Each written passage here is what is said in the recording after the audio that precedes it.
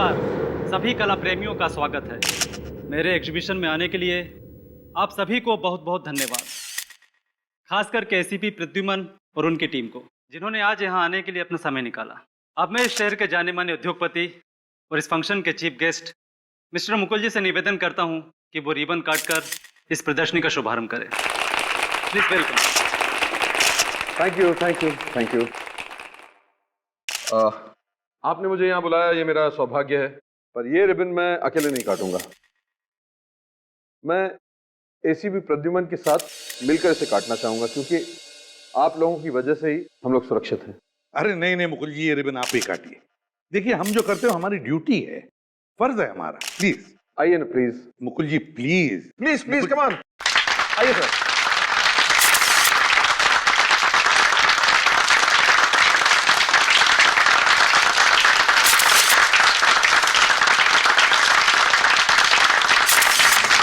हाँ please.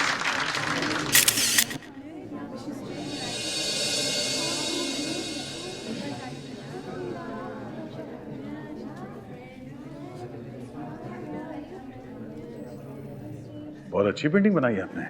Thank you Daya sir. भाई, इस पर सोल्ड का टैग लगा दो। ये पेंटिंग मैंने खरीद ली। Excuse me please. भाई मुकुल जी, अगर आपको ऐतराज ना हो तो भाई ये पेंटिंग तो हम खरीदना चाहेंगे। प्लीज। भाई जतेन, बहुत खूब। भाई तुम तो मुझसे भी अच्छी पेंटिंग बनाने लगे। विक्रम सर, आप मुझे क्यों शर्मिंदा अरे कर रहे हैं? खुश रहो, आप ही तो मेरी प्रेरणा हो। जीते रहो। इनसे मिलिए, एसीपी प्रद्युमन जी, दया सर और अरे भाई, इन लोगों को कौन नहीं जानता, ये लोग तो हमारे देश की शान है। अरे नहीं विक्रम जी, उल्टा आप जैसे कलाकारों की वजह से ही हमारे देश का नाम रोशन होता है। अरे आप शर्मिंदा कर रहे हैं सर। हेलो,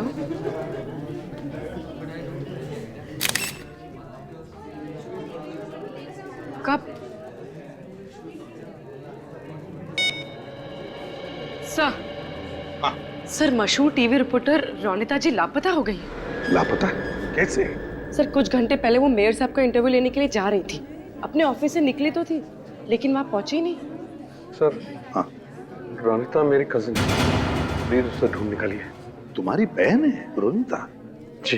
ठीक है, घबराओ मत, कुछ नहीं होगा, हम ढूंढ निकालेंगे उसे। तो एक काम करो,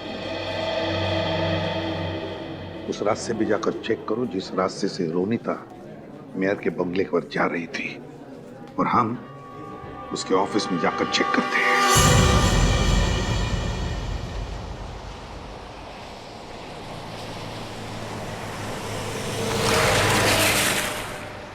सर हमें रोनिता जी के ऑफिस से निकले हुए 40 मिनट हो गए। वो मेयर साहब से मिलने यहीं से गई होंगी, लेकिन उनकी गाड़ी अभी तक दिखाई नहीं दी। वही समझ में नहीं आ रहा पूर्वी, ये रोनिता जी गायब कहाँ हुई?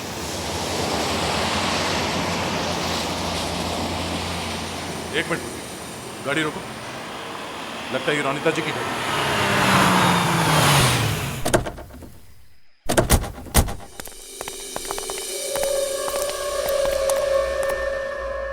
सर गाड़ी के अंदर तो कोई भी नहीं है और आसपास भी कोई नहीं है।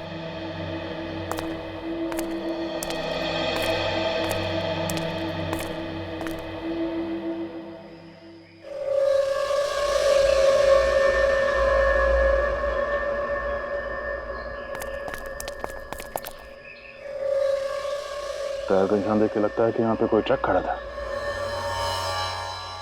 सर मतलब रोनिता जी की गाड़ी के ठीक पीछे एक ट्रक भी पार्क था।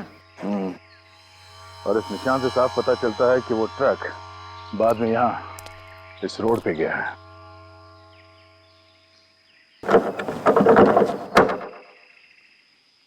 तो रास्ता तो बंद है।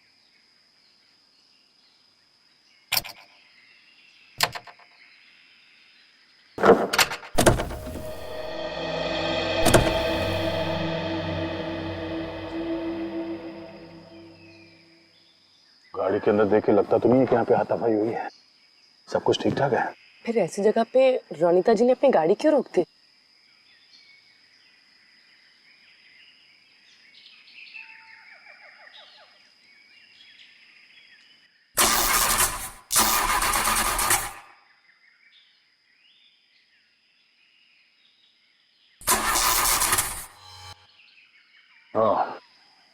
रोनिता जी की गाड़ी खराब हो गई थी, इसलिए मजबूरन उन्हें गाड़ी यहाँ छोड़नी पड़ी। सर हो सकता है किडनैपर उनका ट्रक में पीछा कर रहा हो।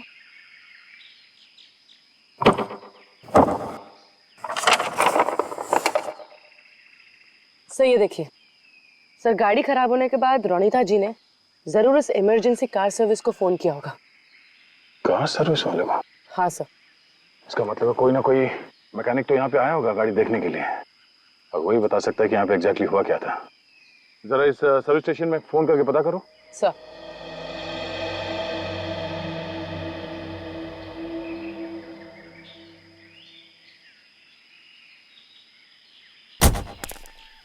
सर उनका कहना है कि रोनिता जी की गाड़ी को चेक करने के लिए एक नरेश नाम का मैकेनिक आया था और उसने अभी तक सर्विस सेंटर को रिपोर्ट नहीं की।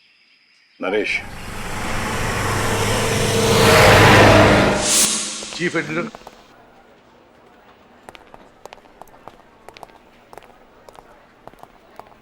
आप चीफ एडिटर शंतनु हैं?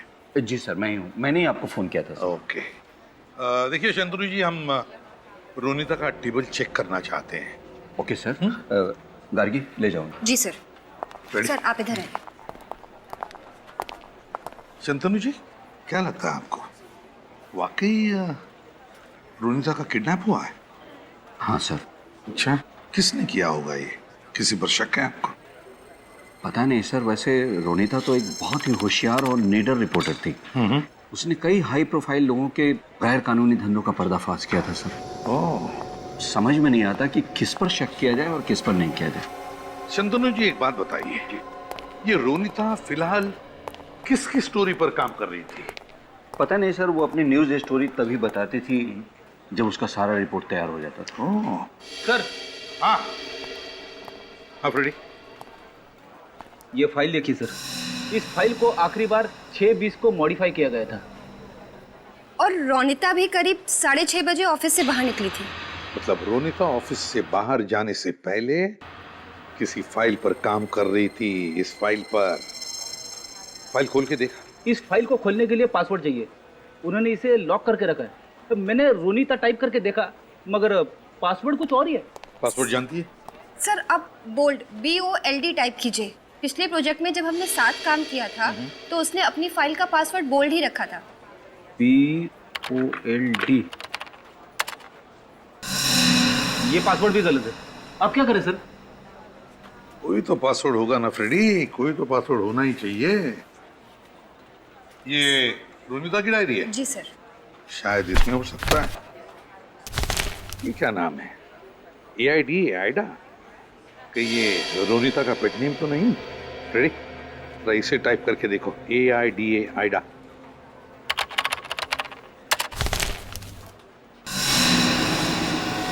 सर ये फाइल तो डिलीट होगी। फाइल डिलीट हो गई? इसका मतलब है रोनिता ने अपने कंप्यूटर को इस तरह से सेट करके रखा है कि अगर कोई 3 बार गलत पासवर्ड टाइप करे तो फाइल डिलीट हो जाएगी। ऐसा ही हुआ होगा। देखते हैं और कुछ है क्या। व्योम कौन है? सर व्योम को रोनिता का दाहिना हाथ समझिए। उसकी न्यूज स्टोरी के लिए सारी जानकारी वही ढूंढ कर लाता था। अच्छा, तो फिर ये व्योम जरूर जानता होगा कि रोनिता किसकी स्टोरी पर काम कर रही थी। व्योम।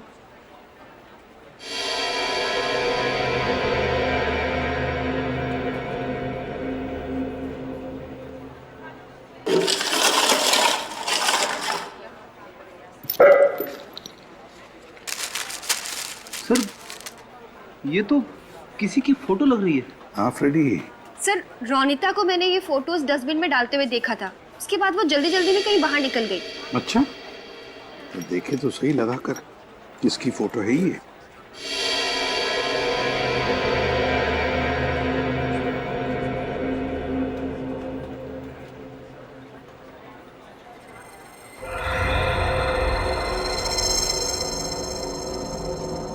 ये देखो फ्रेडी, ये मुकुल है, मुकुल। और लगता है कि ये किसी को पैसे दे रहा होगा। फिर जरूर ये रोनिता मुकुल की स्टोरी पर ही काम कर रही थी।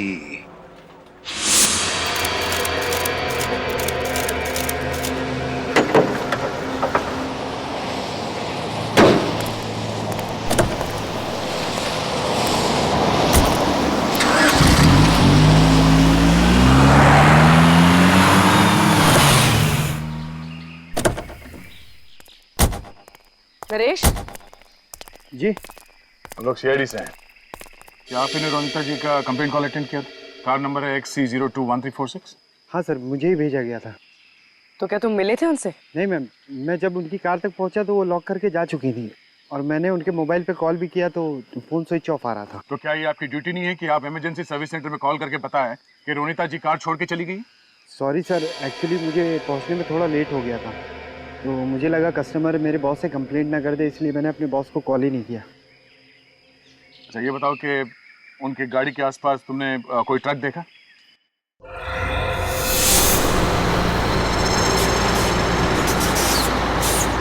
हाँ सर, जब मैं गाड़ी के पास पहुंचा था एक आइसक्रीम ट्रक को जाते हुए देखा। Ice cream truck? सर, इसका मतलब रोनिता जी की गाड़ी के पीछे जो टायर के निशान थे वो इसी ट्रक के थे और किडनैपर ने रोनिता जी को इसी ट्रक में अगवा किया होगा। ये आइसक्रीम ट्रक कौन से रंग का था? सर, सफ़ेद रंग का था और उस पर जस्ट आइसक्रीम का लोगो भी था। Just ice cream? 3 बजे के बाद किसी भी अपॉइंटमेंट को कैंसिल कर दो, मुझे अर्जेंट काम है। अरे एसीपी सर, आइए बैठिए। रोनिता के बारे में कुछ पता चला? हाँ, कुछ राज खुल गए, सोचा कुछ आपसे पता कर लेंगे। क्या कह रहे हैं मैं समझा नहीं। सब समझ जाओगे फ्रेडी।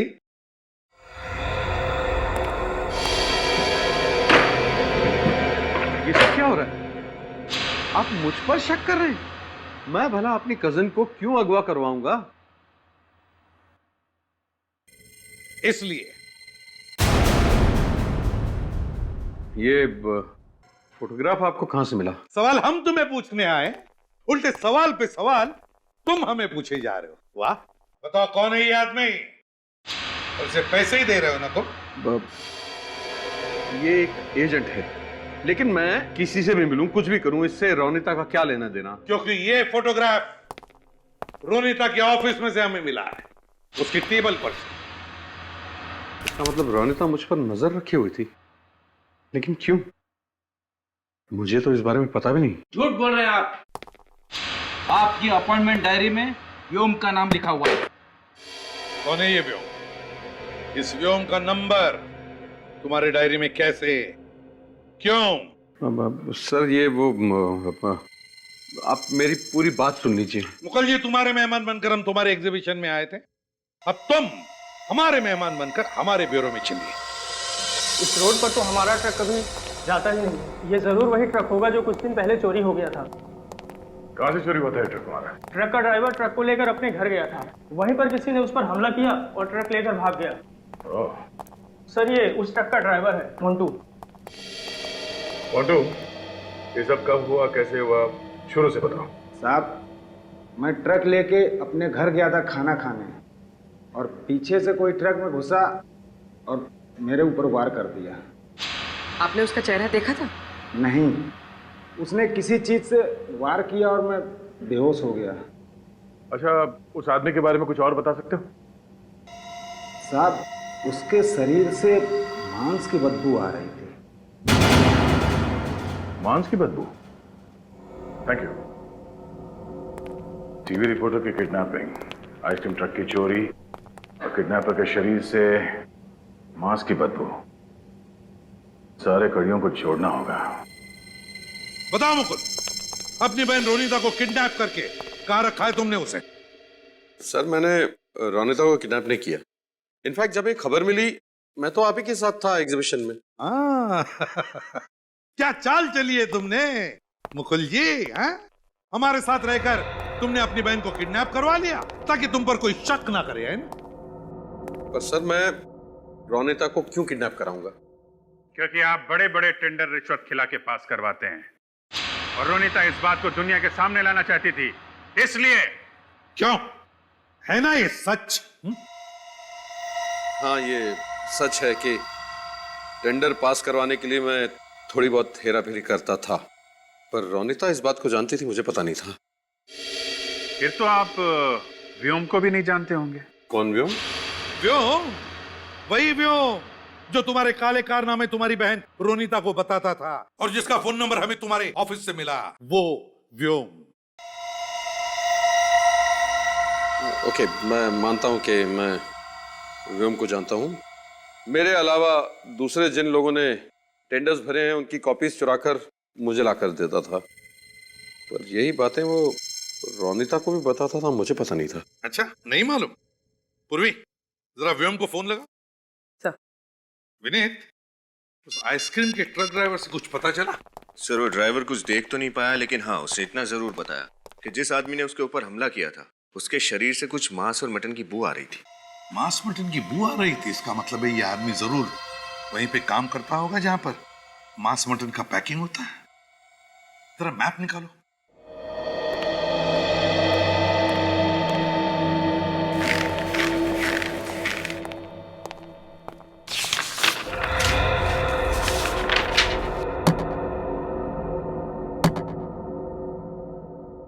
एक, ये 2, 3 और ये है 4।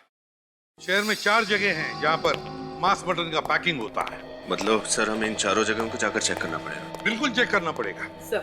हाँ। सर, व्योम का फोन ऑन हो चुका है, उसकी लोकेशन ट्रैक हो गई है। कहां पर? Sir, Chincholi area. Chincholi area? व्योम? उठाओ इस व्योम को चिंचोली एरिया से, पता तो चलेगा ये मुकुल सच बोल रहा है या ये व्योम।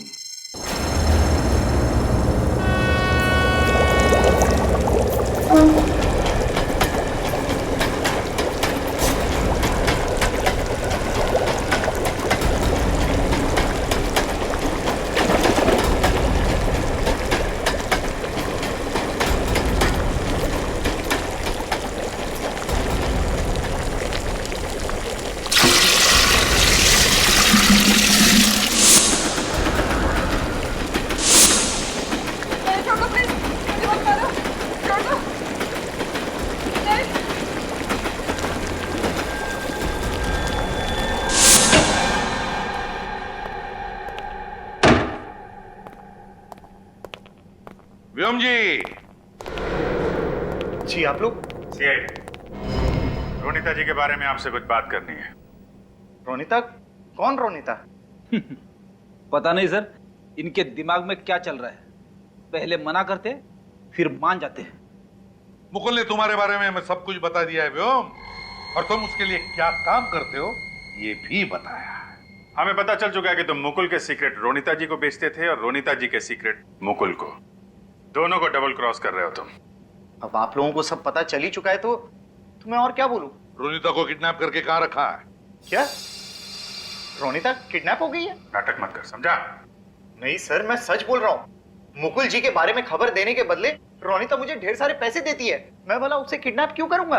आज सुबह कहाँ थे तुम? मैं मुकुल जी के ऑफिस में था, आप चेक कर सकते हैं। रोनिता से तुम्हारी आखिरी बार बात कब हुई थी? मुकुल जी के ऑफिस से निकलने के बाद मैंने उसे फोन किया था। कितने बजे? 1 मिनट, ये 12 बजे। 12 बजे? वो 12 बजे तो गायब हुई थी। और सर, हमने रोनिता का मोबाइल चेक किया था, उसमें इनका नाम और नंबर दोनों ही नहीं थे। मैंने उसके प्राइवेट नंबर पर फोन किया था, ये वाला नंबर देखिए। मतलब ये सब काम करने के लिए रोनिता जी ने अलग नंबर रखा था, प्राइवेट नंबर? क्या बात हुई थी रोनिता के साथ? फोन कनेक्ट हुआ था, मैं हेलो हेलो कर रहा था, लेकिन सामने से कोई आवाज नहीं आई।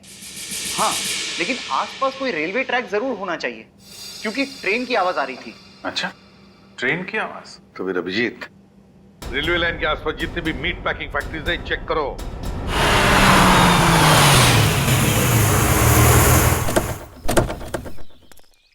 ये आइसक्रीम ट्रक तो यहाँ पर है। इसी में रोनिता जी को किडनैप किया गया था। इतनी होनी चाहिए।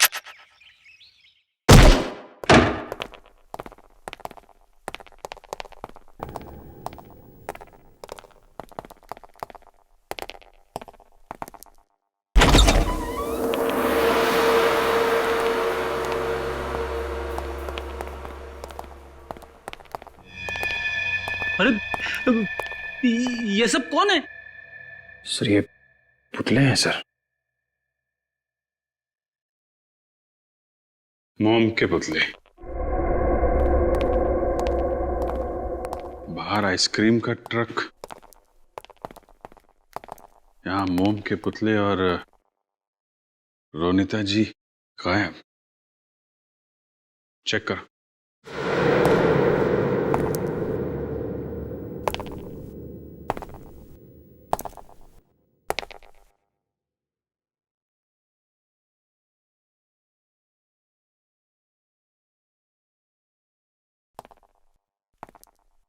अरे बाप रे,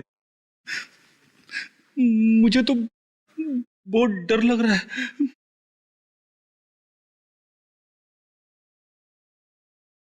कितनी ठंडी है यहाँ पे, मगर मुझे बहुत पसीने छूट रहे हैं।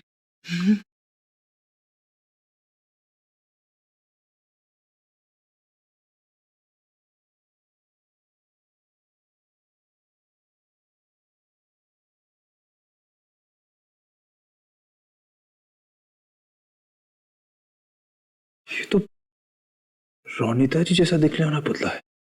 सर, क्या बन? देखिए सर। अरे, रोनिता इतनी फेमस हो गई कि लोग उसका पुतला बनाने लगे। नहीं फ्रेडी, इस पुतले में कुछ खास बात है। ये पुतला बाकी पुतलों से अलग है।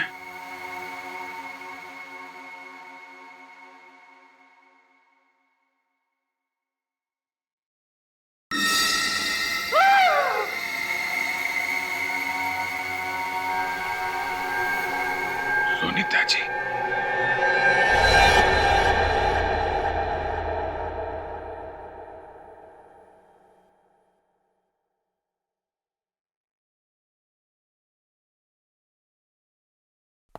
जी डॉक्टर साहब, क्या लगता है?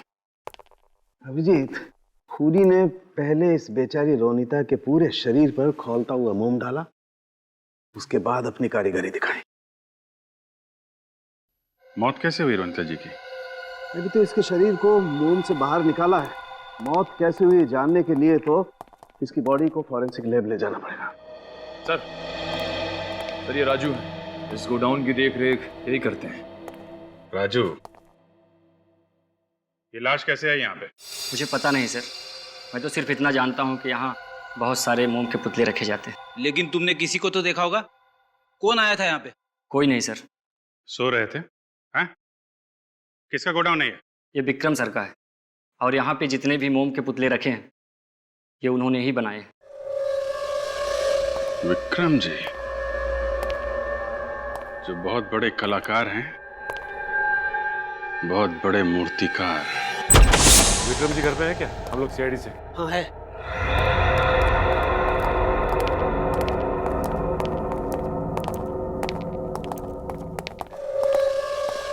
कहिए सर, मैं आपके लिए क्या कर सकता हूँ? तुम्हारे वर्कशॉप में विक्रम जी हमें रोनिता जी की लाश मिली है। लाश? क्या? लाश मेरे वर्कशॉप से? जी हाँ। क्यों फोन किया आपने उनका? तुम्हें क्या लगा किसी को पता ही नहीं चलेगा कि वो मोम का पुतला नहीं, एक औरत की लाश है जिस पर मोम की परत चढ़ी हुई है? बताइए, क्यों किया इतने बेदर्दी से खून? मैंने रोनिता जी को नहीं मारा सर। मैंने जानता कि रोनिता जी की लाश का पुतला बनाकर किसने और क्यों मेरे वर्कशॉप में रखा। सर मैं तो पिछले कई दिनों से अपने वर्कशॉप में गया ही नहीं सर। आप लोग चाहें तो वहां जाकर पूछताछ कर सकते हैं सर। मैं रोनिता जी को जिंदगी में कभी मिला तक नहीं सर। अब मेरा उनसे कोई संबंध ही नहीं। मैंने तो सिर्फ उनको टीवी पर देखा है बस। चलो मान लिया विक्रम जी कि तुम रोनिता जी को जानते ही नहीं थे, लेकिन एक बात तो बता सकते हैं कि उनकी लाश से बना ये मोम का पुतला तुम्हारे वर्कशॉप में कैसे? वो मैं नहीं जानता सर। हाँ सर, एक बात है, कल सुबह मेरे वर्कशॉप के सब पुतले एक प्रदर्शनी के लिए ले जाए जाने वाले थे। क्या कहा? प्रदर्शनी में? हाँ सर। अभिजीत, इसका मतलब है कि ये खूनी अपना जुर्म छुपाना नहीं चाहता। वो चाहता है कि रोनिता जी की लाश से बना मोम का पुतला पूरी दुनिया देख सके।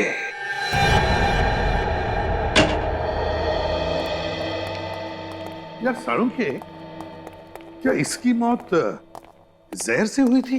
नहीं बिल्कुल नहीं। मगर सर, इनके बॉडी पे तो कोई निशान भी नहीं है, और ना ही इन्हें गोली मारी है या किसी ने चाकू मारा है। तो फिर इनकी मौत हुई कैसे? रोनिता जी की मौत दम घुटने की वजह से हुई। दम घुटने की वजह से? हाँ, मतलब सर खूनी ने पहले रोनीता की सांसें रोक दी, उसके बाद इसके शरीर पर गर्म मोम डाला। नहीं विनीत, जब रोनीता जी पर गरम मोम डाला गया उस वक्त ये जिंदा थी।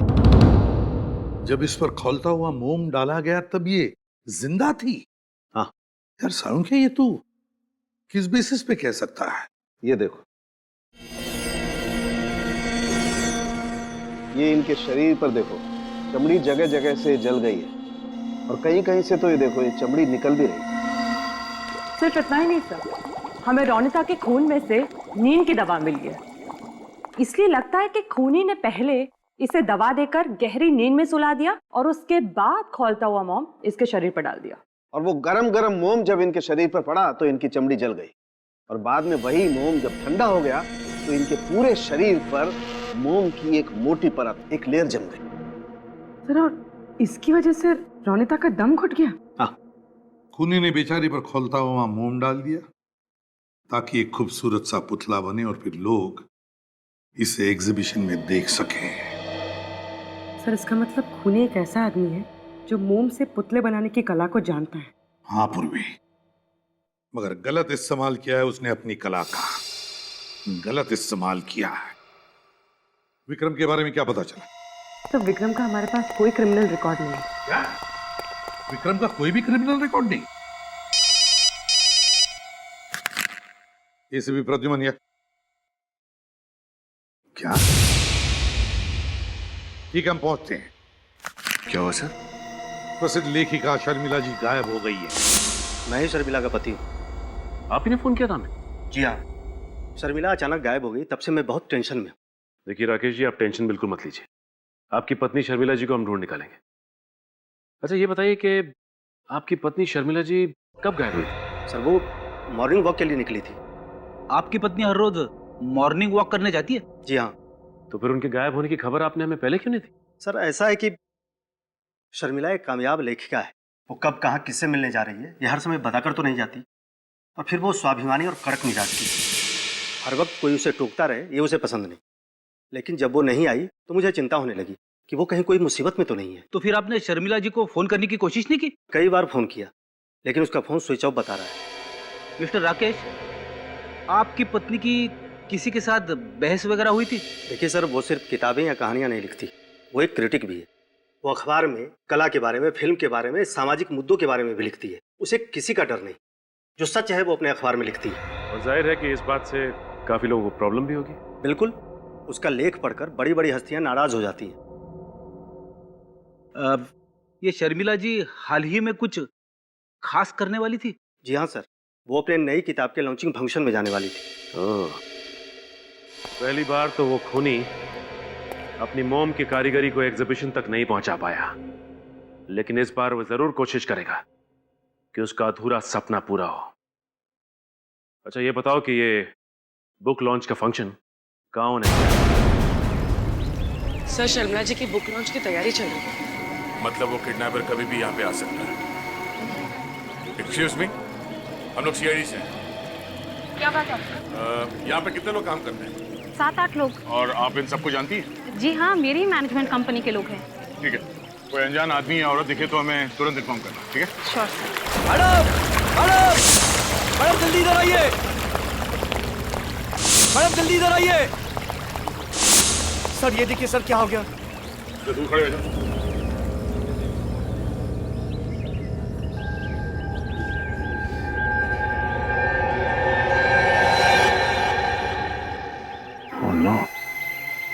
लाश।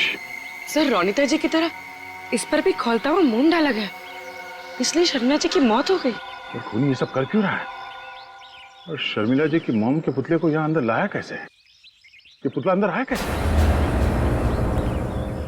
आपने से किसी ने उस खूनी को देखा? बट सर, जब मैं टेरेस पे आई थी तब ये पुतला यहाँ नहीं था। जब आप यहाँ आई तो मेन डोर का ताला ठीक था? यस मैम, मैंने अपनी चाबी से दरवाजा खोला था। सर स्विमिंग टैंक साफ करने के लिए कोई आदमी आया तो था। तब आप कहाँ थी? एक्चुअली मैम डेकोरेशन का सामान आया था तो मैं वही लेने गई थी, शायद तभी। हाँ, तभी एक आदमी आया तो था। तुमने उस आदमी का चेहरा देखा? दूर से देखा था सर, कुछ याद नहीं है। रोनिता की मोम के पुतले में लाश, और अब शर्मिला की लाश मोम के पुतले में, क्या कनेक्शन हो सकता है? सर शर्मिला जी की फोरेंसिक रिपोर्ट आ गई। सर इनकी मौत भी वैसे ही हुई थी जैसे रोनिता जी की हुई थी। ये देखो, गरम मोम की वजह से चमड़ी जल गई, खून में नींद की दवाई, दम घुटने से मौत। अभिजीत, बिल्कुल वही तरीका मरने का। सर इस खूनी के सीने में तो दिल ही नहीं। कितनी बेरहमी से खून किया इसने दोनों का। सर दोनों ही खून में कनेक्शन दिख रहा है। रोनिता जी और शर्मिला जी, दोनों औरतों की उम्र 40 साल, एक टीवी रिपोर्टर, एक लेखिका, दोनों निडर औरतें, दोनों का काम एक, समाज में काले कारनामे करने वाले लोगों का पर्दाफाश करना। इसीलिए दोनों को मार डाला। लगता तो यही है। यानी सर कोई और औरत होगी जो ऐसा काम करती होगी, खूनी उसे भी अपना निशाना बना सकता है। हाँ विनीत, और इस सीरियल किलर तक पहुंचने के लिए हमें एक आदमी की मदद लेनी पड़ेगी, विक्रम। सर नमस्ते। हाँ विक्रम। विनीत, सर बताइए मुझे यहाँ क्यों बुलाया? विक्रम एक काम है, मोम के पुतले बनाने वाले लोग तो गिने चुने ही होंगे और उनके बारे में तुम बहुत कुछ जानते होगे, है ना? जी हाँ सर। विक्रम जी, ये फोटो देखिए। ये दो मोम के पुतले हैं, रोनिता जी और ये शर्मिला जी। अब बता सकते हैं ये कलाकारी किस आर्टिस्ट की है?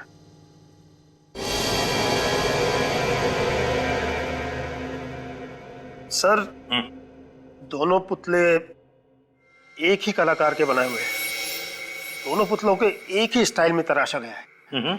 छोटी से छोटी बारीकी का बहुत ध्यान रखा गया है। बहुत समय दिया गया है सर ये पुतले बनाने में। कौन आर्टिस्ट सही है? कभी देखा है इसका काम? जी हाँ सर, इस शहर में एक ही कलाकार है जो इस स्टाइल में पुतले बनाता है। कौन है वो? जी उसका नाम है उत्तम। उत्तम? ये झूठा इल्जाम है मुझ पर। मैं तो इन दोनों औरतों को जानता तक भी नहीं। मैं क्यों इनकी जान लूंगा? मैं क्यों इनके मोम के पुतले बनाऊंगा? मिस्टर उत्तम, ये जिस तरीके से मोम के पुतले बने, ये लेयरिंग, ये ड्रेपरी का स्टाइल, ये आपका नहीं है। मैं मानता हूं कि ये लेयरिंग और ड्रेपरी का स्टाइल मेरा ही है, लेकिन मेरे स्टाइल में कोई और भी तो काम कर सकता है। मैं इसे साबित कर सकता हूं। अच्छा, कौन बना सकता है? कौन है वो आदमी?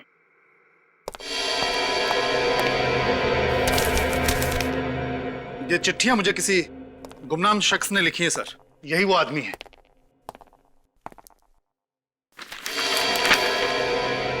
तुमसे अच्छा कलाकार तो मैं हूं, लेकिन तुमसे अच्छा नसीब मेरे पास नहीं है। बहुत इंतजार कर लिया, अब नहीं। इस पे ना तो किसी का नाम लिखा है, ना ही कोई पता लिखा है। अब मेरी कला का प्रदर्शन होगा और तुम्हारे बनाए गए मोम के पुतलों से कहीं अच्छे और सच्चे दिखेंगे मेरे मोम के पुतले। तुम्हें 3 साल लगे, लेकिन मुझे सिर्फ 3 हफ्ते लगेंगे अपनी कारीगरी दुनिया के सामने लाने में। सिर्फ 3 हफ्ते। ये बात तो तय है कि ये चिट्ठी लिखने वाला आदमी ही खूनी है।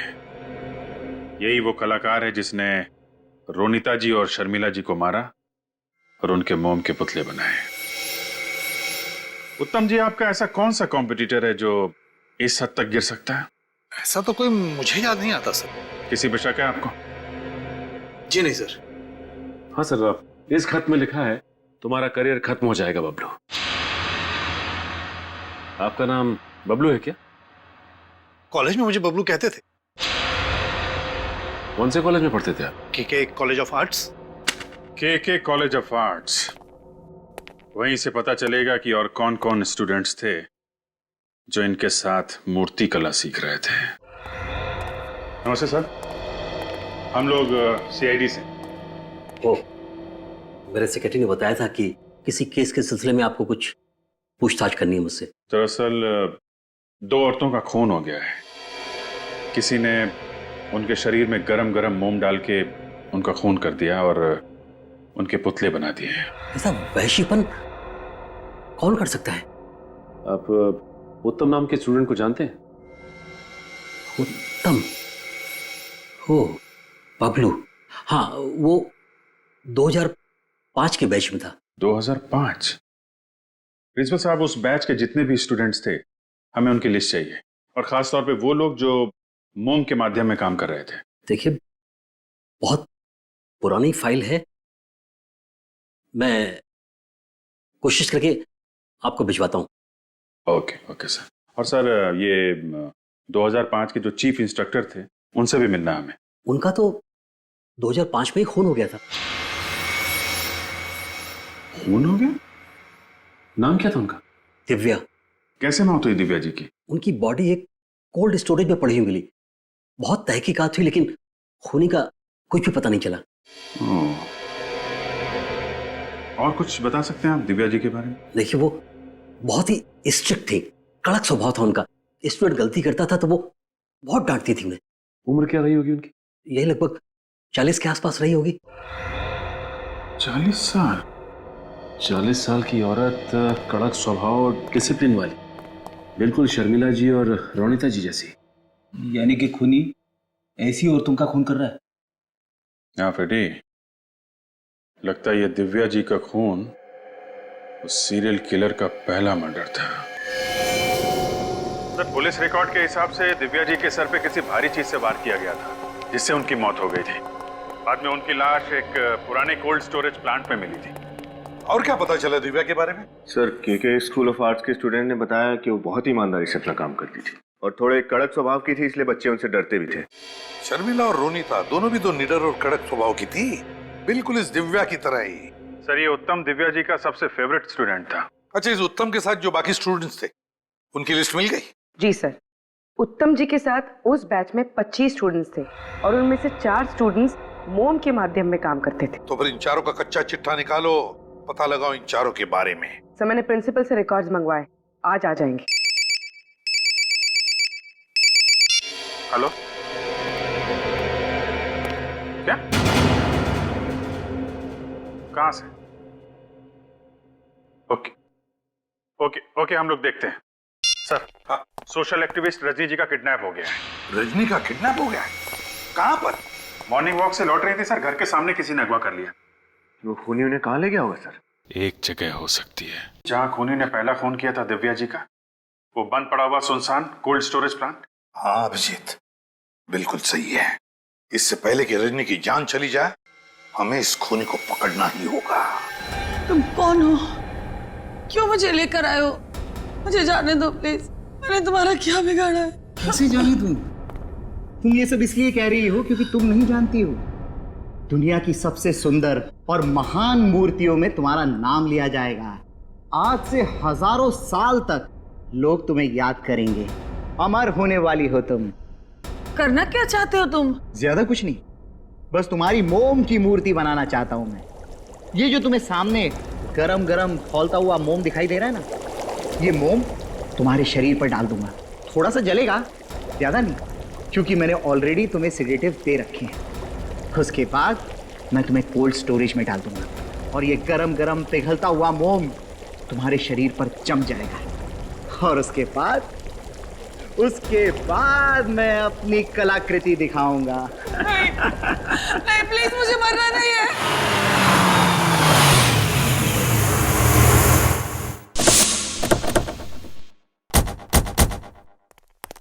यही है वो पुराना कोल्ड स्टोरेज, संभाल के। मोम भी सही तापमान पर गर्म हो गया है। नहीं, मुझे नहीं मरना है, छोड़ दो मुझे।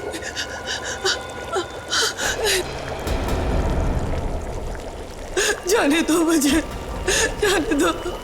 मैंने तुम्हारा क्या बिगाड़ा? छोड़ दो।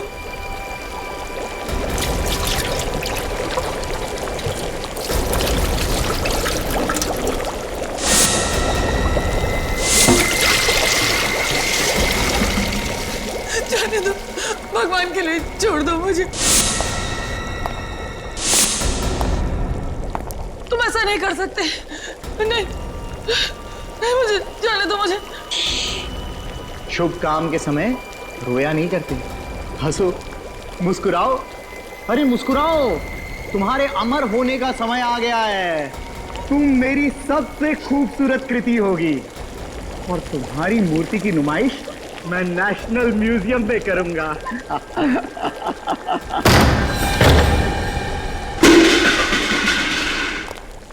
मिस्टर व्योम, के कॉलेज ऑफ आर्ट्स का नाम बदनाम कर रहे हो। असली नाम क्या है तुम्हारा? असली नाम? सिद्धार्थ नाम है मेरा। पहचान छुपाने के लिए नाम बदला था मैंने। और अपना अपराध छुपाने के लिए तुमने हमारी मदद की। बहुत कोशिश की तुमने हमें गुमराह करने के लिए। रोनिता जी के बारे में इंफॉर्मेशन देना, वो फोन के डिटेल्स, रेलवे ट्रैक की आवाज, अच्छा नाटक था। क्यों मारा तुमने दिव्या जी को? हमेशा मुझे डांटती रहती थी। उत्तम ही उसका सबसे चहेता स्टूडेंट था। इसी कोल्ड स्टोरेज में हम लोग प्रैक्टिकल्स के लिए आया करते थे, और इसी कोल्ड स्टोरेज में उसने सबके सामने मेरा अपमान किया था। और इसीलिए तुमने दिव्या जी को इस कोल्ड स्टोरेज में मारा और उत्तम के स्टाइल में उसका पुतला बनाया ताकि उत्तम फंस जाए। हाँ, दिव्या जैसी औरतों को मारकर मैं अपना गुस्सा उतारता रहा। दिव्या ने मेरा भविष्य बर्बाद कर दिया था। कोई किसी का भविष्य बर्बाद नहीं करता है। इंसान अपना भविष्य खुद बनाता है या खुद बिगाड़ता है। तुम्हारी तरह। फांसी होगी तुम्हें, फांसी।